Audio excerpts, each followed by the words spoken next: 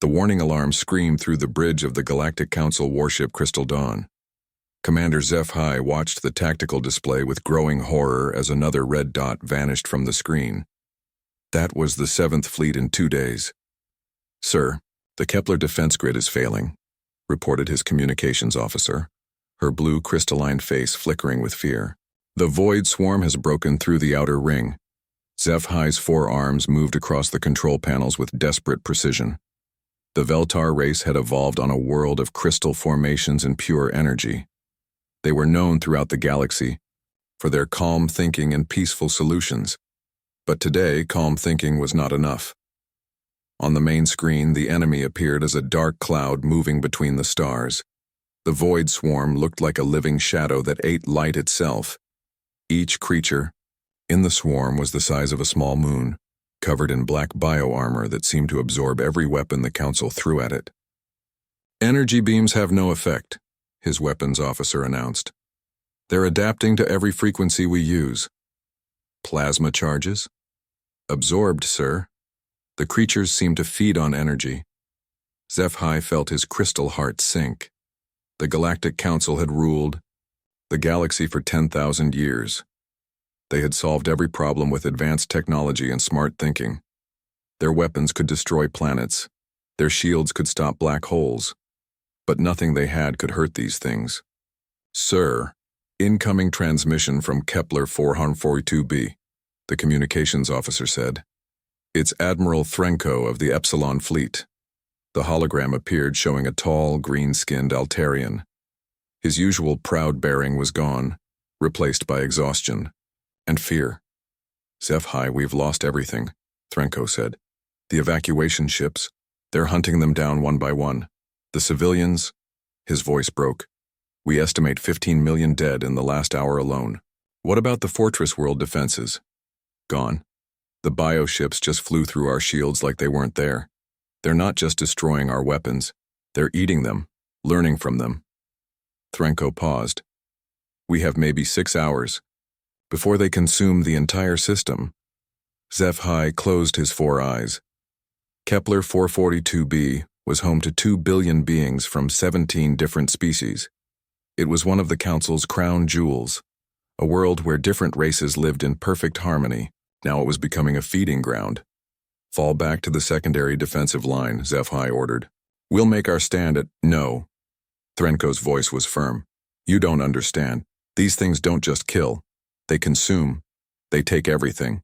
The ships, the technology, the knowledge. Every system they hit makes them stronger.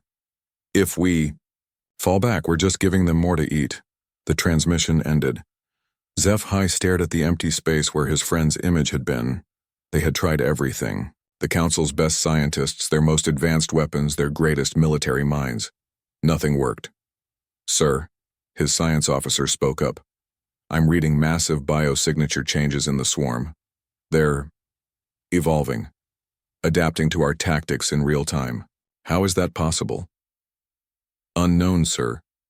But whatever they learned from our attacks, they're incorporating it into their biology. The next wave will be immune to everything we've used so far." HFY moved to his command chair. Around him, the bridge crew worked frantically, but he could see the defeat in their movements.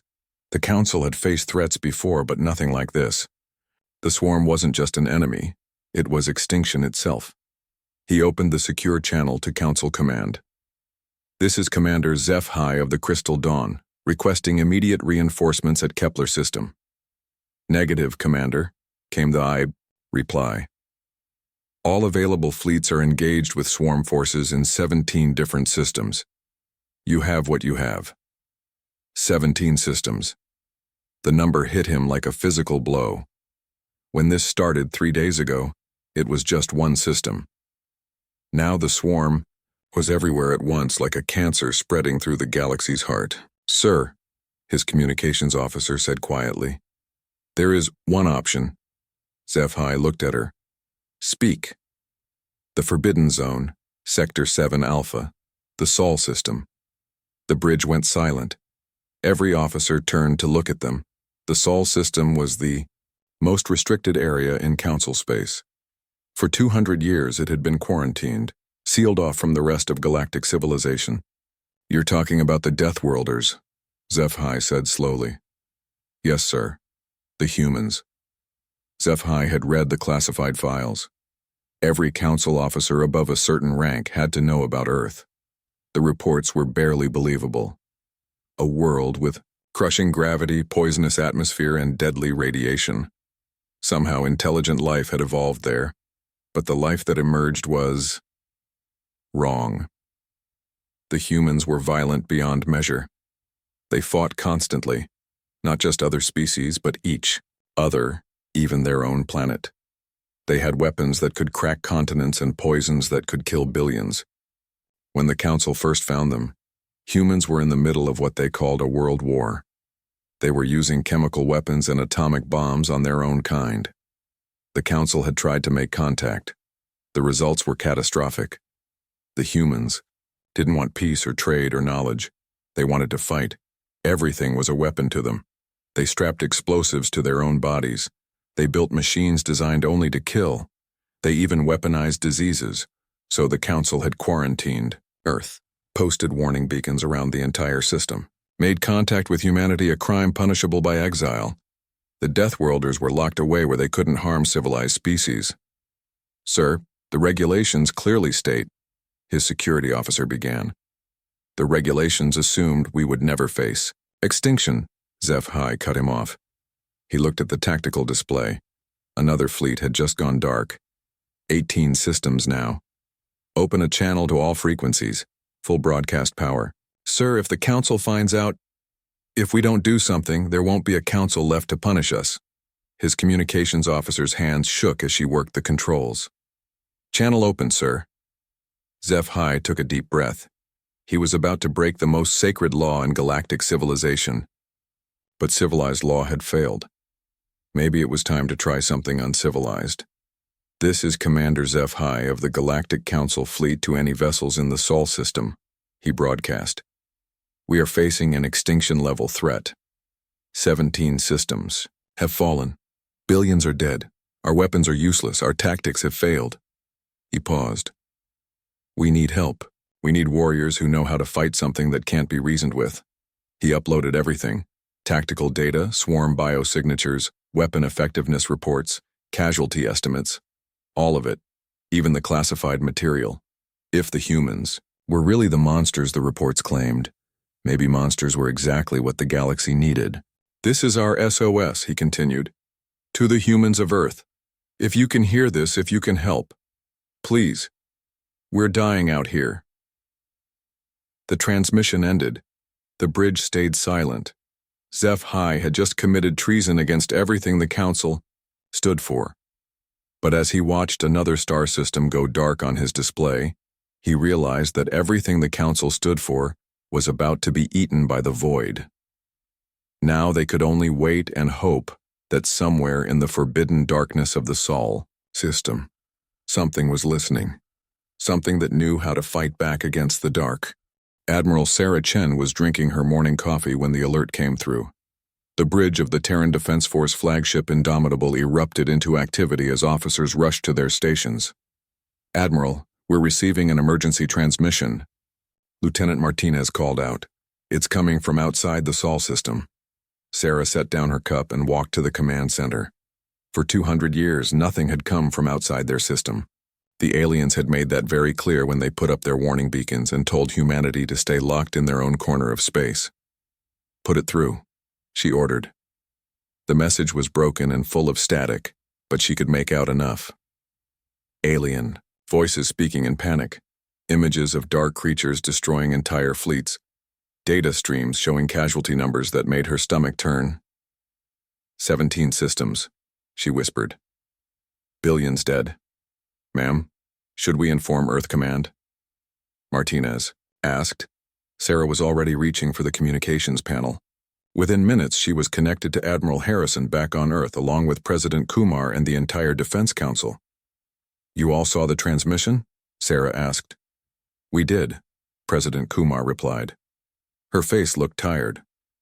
The question is, what do we do about it? Nothing, said General Morrison from the Mars Defense Station. This isn't our fight. These aliens locked us away for 2 centuries. They called us savages and barbarians. Now they want our help? 17 billion people are dead, Tom, Admiral Harrison said quietly. Maybe 18 billion by now. Alien people, Morrison shot back. People who think we're too dangerous to exist in their perfect galaxy. Sarah understood both sides. The quarantine had hurt. Humanity had reached for the stars only to be told they weren't welcome.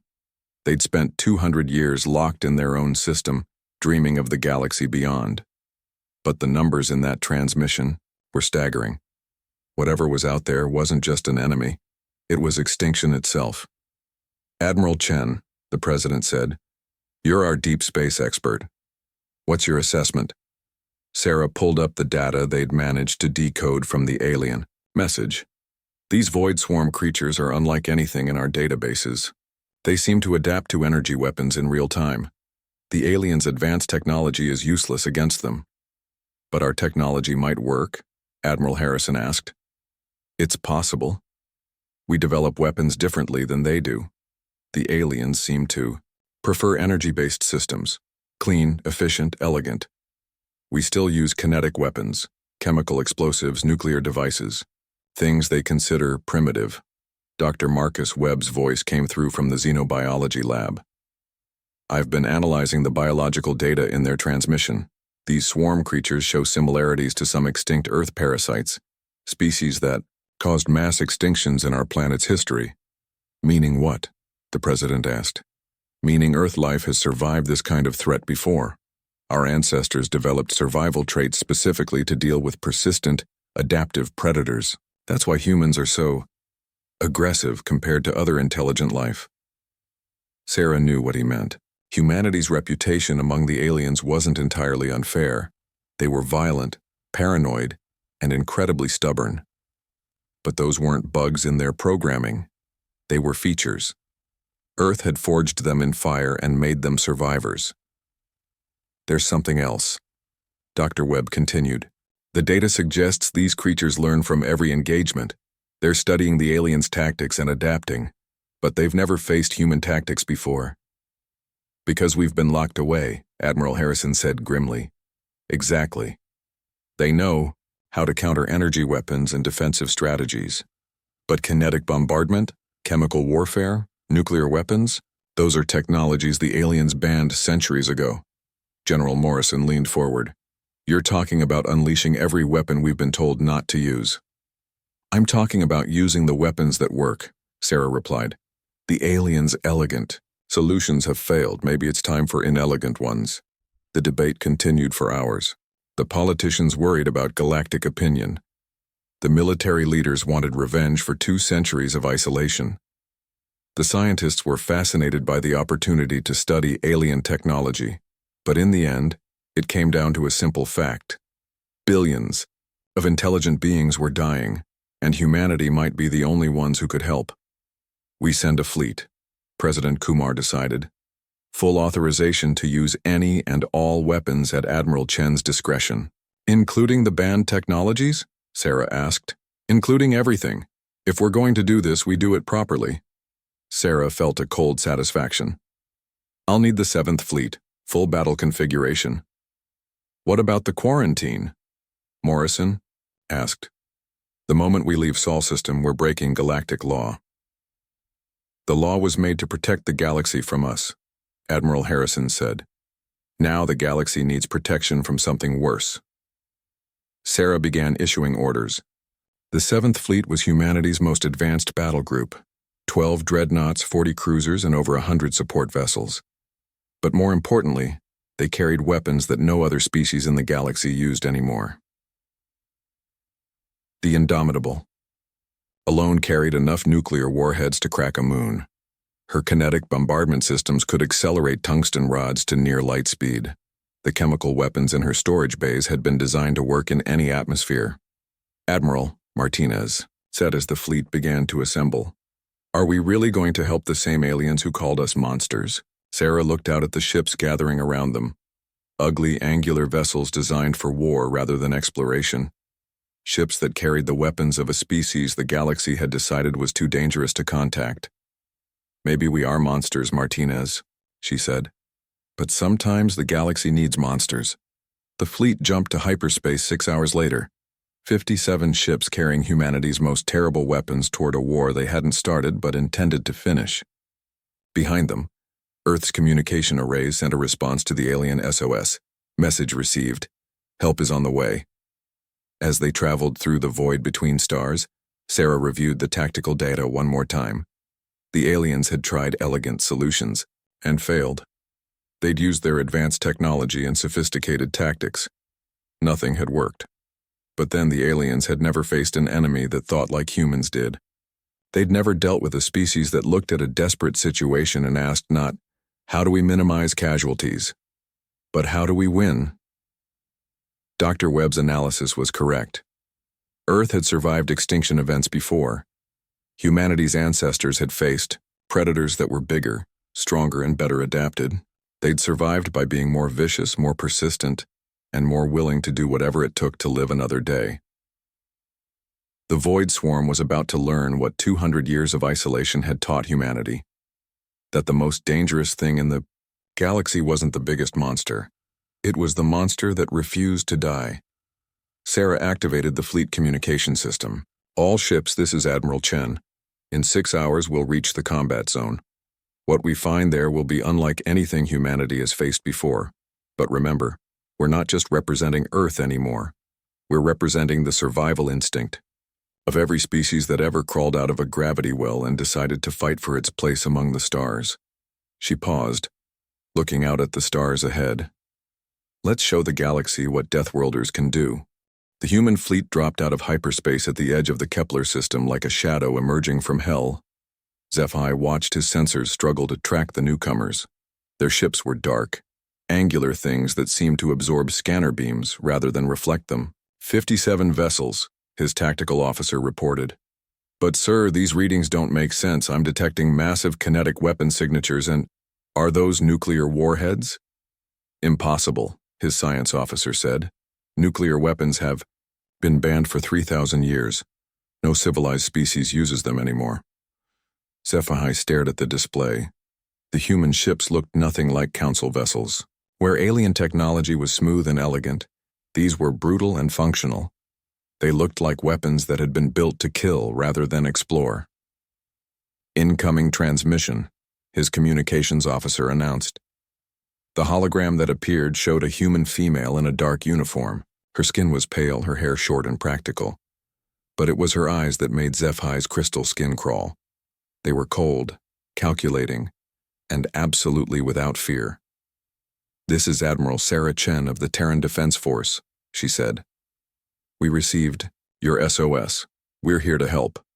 Admiral Chen, SciFi replied. I am Commander SciFi. I must thank you for coming. The situation is desperate. We can see that. The human's eyes moved, apparently reading data from screens SciFi couldn't see. 23 systems fallen now. 2 trillion dead. The swarm is accelerating its expansion. The casual way she said, 2 trillion dead, chilled SciFi to his crystal core. This wasn't shock or horror. It was simply information to be processed. Admiral, with respect, your ships are using very old technology. I'm not sure how effective primitive weapons will be against… Commander? Chen interrupted. Have your people ever tried kinetic bombardment? Kinetic? You mean throwing rocks? I mean throwing tungsten rods at 90% light speed. SciFi felt his forearms go limp. That would be a war crime under galactic law.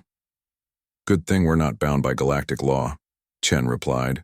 We need full tactical command of this engagement. My people will coordinate with yours, but we do this our way. Admiral, I cannot authorize alien command of council forces. Then your forces can watch, Chen said flatly. But if you want to live through this, you'll follow our lead. Before SciFi could respond, his sensors erupted in warnings.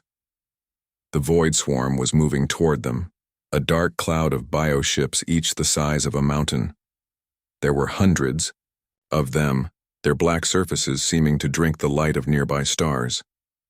All human vessels, Chen's voice broadcast on all frequencies. Engage Protocol 7, full kinetic barrage. What happened next violated everything Zeph-Hi thought he knew about space combat. The human ships didn't fire energy beams or launch plasma torpedoes. Instead, they unleashed a storm of solid metal moving at speeds that shouldn't have been possible.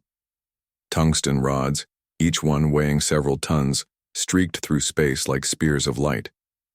When they hit the swarm bioships, the results were devastating. The creature's adaptive armor, which had shrugged off the Council's best energy weapons, simply exploded under the kinetic impact. Impossible, Zeph-Hi's science officer whispered. How are they generating that much kinetic energy?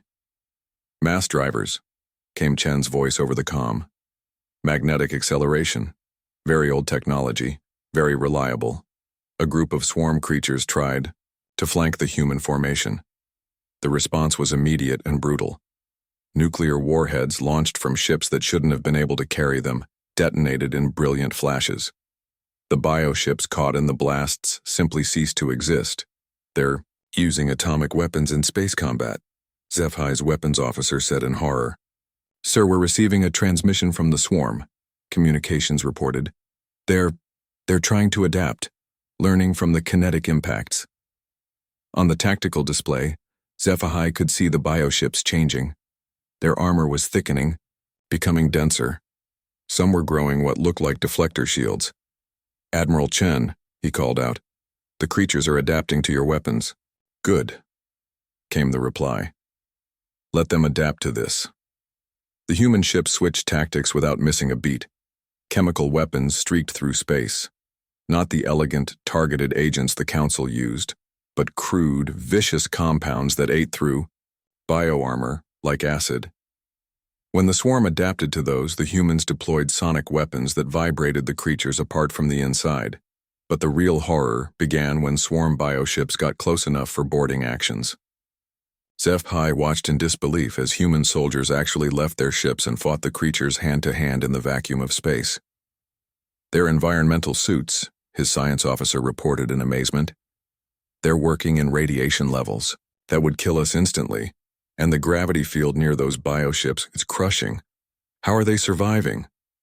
Zeph-Hi remembered the classification files. Earth was a death world, a planet with gravity twice the galactic standard, an atmosphere that was barely breathable, and radiation levels that would sterilize most life. The humans hadn't just evolved there, they'd been forged by it. Admiral, he called out, our sensors show human casualties mounting. Acceptable losses, Chen replied without emotion. We knew this would be costly. Acceptable losses. Zeph-Hi had never heard the phrase used so casually. The Council went to extraordinary lengths to preserve every life. These humans spoke of their own deaths like tactical data. The battle raged for 6 hours. Every time the swarm adapted to one human weapon, they switched to another. Kinetic bombardment gave way to chemical attacks. Chemical attacks became biological warfare. Biological warfare turned into sonic weapons that liquefied the creatures from within. And through it all, the humans kept fighting with a persistence that seemed almost mechanical. When their ships were damaged, they used them as kinetic weapons. When their weapons ran out of ammunition, they switched to backup systems that used different principles entirely. Sir, his tactical officer said quietly, the swarm is retreating. Zeph-Hi couldn't believe it. The creatures that had consumed 23 star systems were pulling back. Their bioships were moving away from the human fleet, regrouping at the system's edge. Admiral Chen, he called out, they're withdrawing. For now, Chen replied. They're studying us, learning. They'll be back with countermeasures. But we actually drove them off. For the first time, the human admiral's expression softened slightly. Commander, this was just the opening round. These creatures adapt faster than anything we've ever seen. They'll return with specific counters to every weapon we use today. Then what do we do? Chen's smile was cold and sharp. We adapt faster. That's what humans do best, Commander. We survive. As the swarm forces regrouped in the distance, Zeph-Hi realized something fundamental had changed. For the first time since this war began, the enemy was the one retreating. The humans had done something the entire Galactic Council couldn't manage. They'd made the unstoppable force stop. But watching these Deathworlders work, seeing their casual acceptance of massive casualties and their use of weapons that violated every civilized law, HFY began to understand why the Council had quarantined them. They weren't just warriors. They were something evolution had built specifically to survive, when survival should have been impossible. They were what happened when a species refused to die quietly. And for the first time since this war began, HFY was grateful that monsters like these existed, even if he wasn't entirely sure which side they were on. The swarm returned 12 hours later with adaptations that should have been impossible. Their bioships now had kinetic dampeners that absorbed tungsten rod impacts. Their armor had evolved chemical resistance that neutralized human toxins. They'd even developed sonic baffles to counter the vibration weapons. Admiral Chen watched the tactical display with interest rather than concern. "Impressive adaptation rate," she murmured. "Dr. Webb, are you getting all this?" "Recording everything, Admiral," came the reply from the science ship Darwin. "Their biological development is accelerating beyond anything in our databases." "Good. Time for Phase 2. HFY listened to this exchange with growing confusion. The humans seemed almost pleased that their weapons were being countered. It made no sense. "Admiral Chen," he called over the communication link. "The swarm has neutralized your kinetic weapons. Don't you have contingency plans?" Chen's image turned toward him. "Commander, what's the first rule of fighting an adaptive enemy?" I don't know. You don't fight it the same way twice." What followed was a masterclass in tactical insanity. Instead of trying to break through the swarm's new defenses, the humans completely abandoned their previous strategy. Ships that had been kinetic bombardment platforms suddenly deployed gravity manipulation devices that hadn't appeared on any scan. "Where did those gravity weapons come from?" HFY's science officer demanded. "Hidden compartments," Chen replied, casually. "We build our ships with multiple weapon systems. The swarm adapted to System A, so now we use System B. The gravity weapons created artificial black holes that pulled swarm bioships apart. When the creatures adapted to those, the humans switched to antimatter charges. When they adapted to antimatter, humanity deployed weapons that seemed to violate physics itself." "What are those energy signatures?" HFY asked as strange readings flooded his sensors. "Quantum destabilizers," came the matter-of-fact reply. "They disrupt molecular bonds at the subatomic level." "That technology doesn't exist." "It does." Now HFY was beginning to understand something terrifying. The humans hadn't just brought weapons to this fight. They'd brought an entire philosophy of warfare that the galaxy had never seen. They didn't just plan to win battles. They planned to win wars against enemies that could adapt to anything. But the real revelation came when a group of swarm bioships broke through the human formation and threatened the Council evacuation vessels. "Human fleet, this is Transport Harmony," came the desperate call. "We have 2 million refugees aboard. We can't maneuver. We need immediate assistance." "Understood, Harmony," Chen replied. "Stand by." What happened next would haunt HFY for the rest of his life. 3 human destroyers, the Defiant, Relentless, and Unyielding, accelerated directly toward the swarm ships threatening the transport. But instead of firing weapons, they just kept accelerating.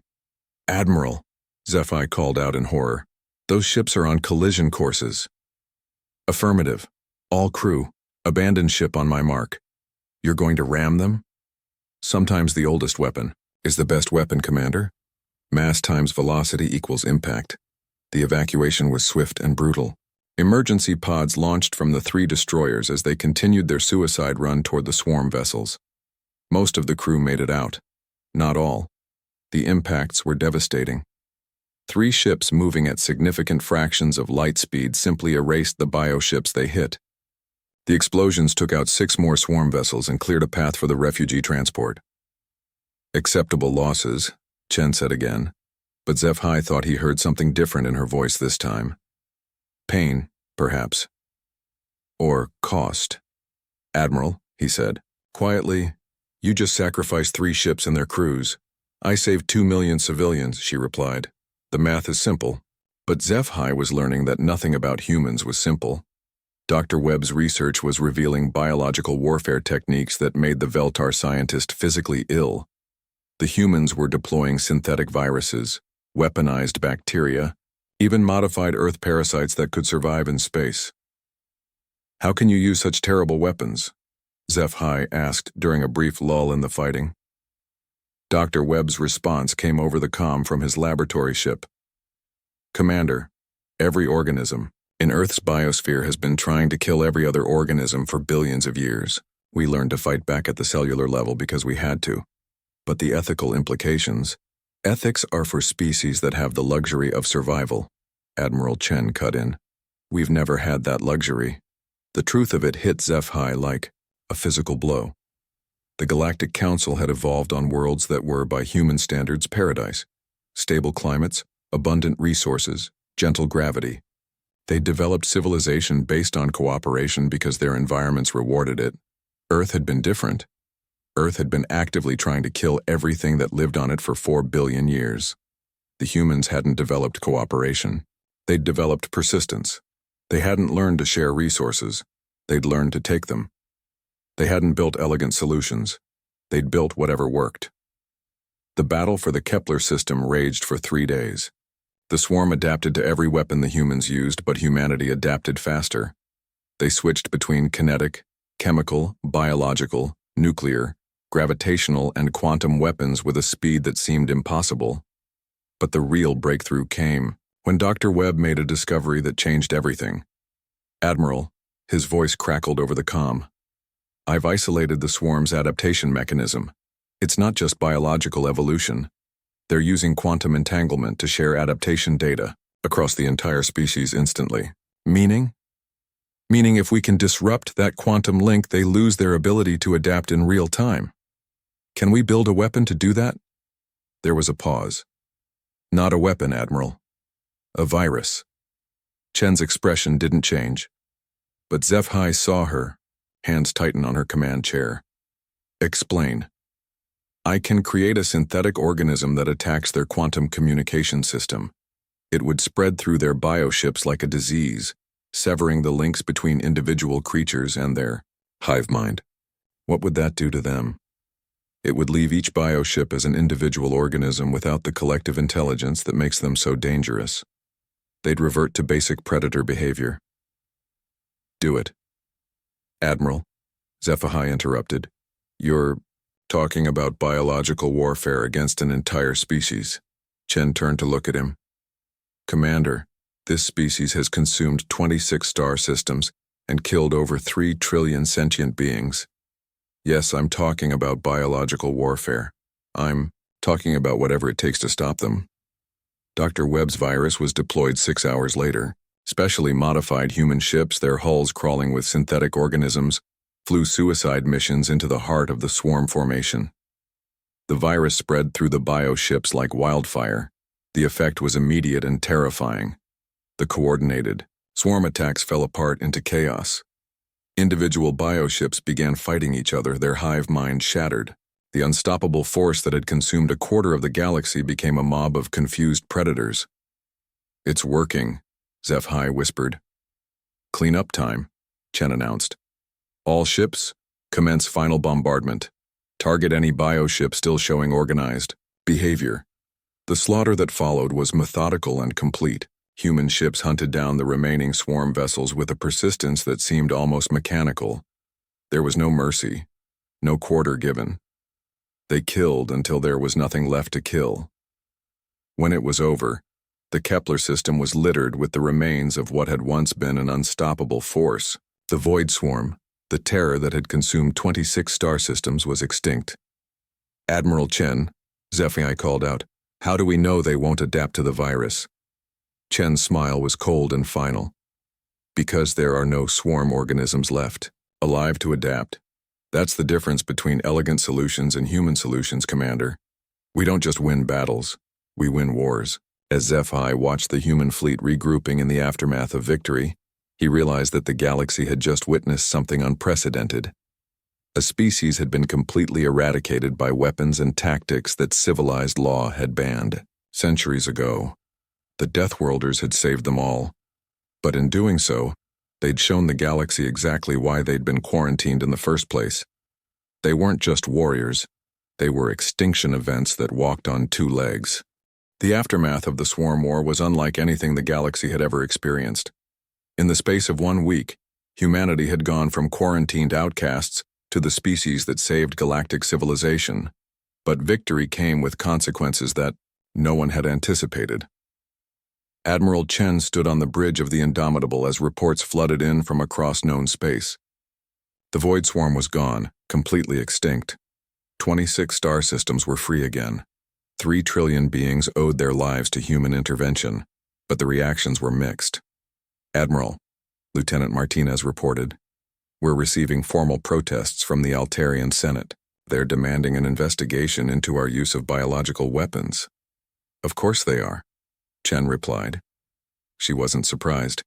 The Altarians had always been the most vocal about civilized warfare standards. The fact that those standards had failed completely against the swarm didn't seem to matter to them. What about the Veltar Council, she asked.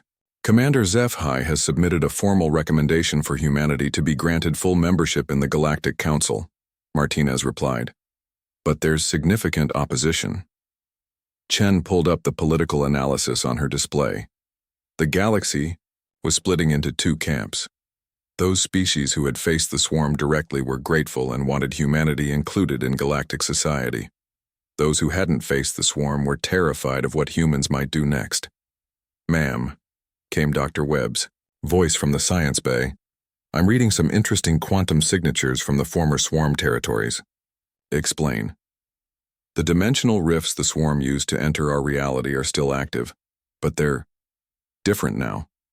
The quantum virus we deployed seems to have spread beyond just the bioships. It's infected their home dimension. Chen felt a chill. Are you saying we committed genocide against an entire dimensional species? That's exactly what I'm saying, Admiral. The virus followed their quantum links back to their source. Everything connected to the swarm hive mind is dead, not just in our dimension but in theirs too. The silence on the bridge was deafening. Chen had known the biological weapon was devastating, but she hadn't realized it would follow the creatures back to their home reality. Humanity hadn't just won a war. They'd erased an entire form of life from existence. Any regrets, Doctor? She asked quietly. Dr. Webb's response was immediate. None, Admiral. They were an extinction-level threat to all carbon-based life. The universe is safer without them. Chen nodded. It was the human way. Practical, brutal, and effective. But she knew the rest of the galaxy wouldn't see it that way. The political crisis came to a head 2 weeks later when the Galactic Council convened an emergency session. Chen found herself standing before representatives of 400 different species, all of them staring at her with mixtures of gratitude, fear, and disgust. Supreme Chancellor Vrentok of the Ethereal Collective spoke first. Admiral Chen, the Council recognizes that humanity's intervention saved galactic civilization. However, your methods raise serious concerns about humanity's place in civilized space. What concerns specifically? Chen asked. The use of weapons, banned for 3 millennia. The deployment of biological warfare against an entire species. The casual acceptance of massive casualties among your own forces. Vrentok's energy form flickered with distress. These actions violate every treaty governing civilized warfare.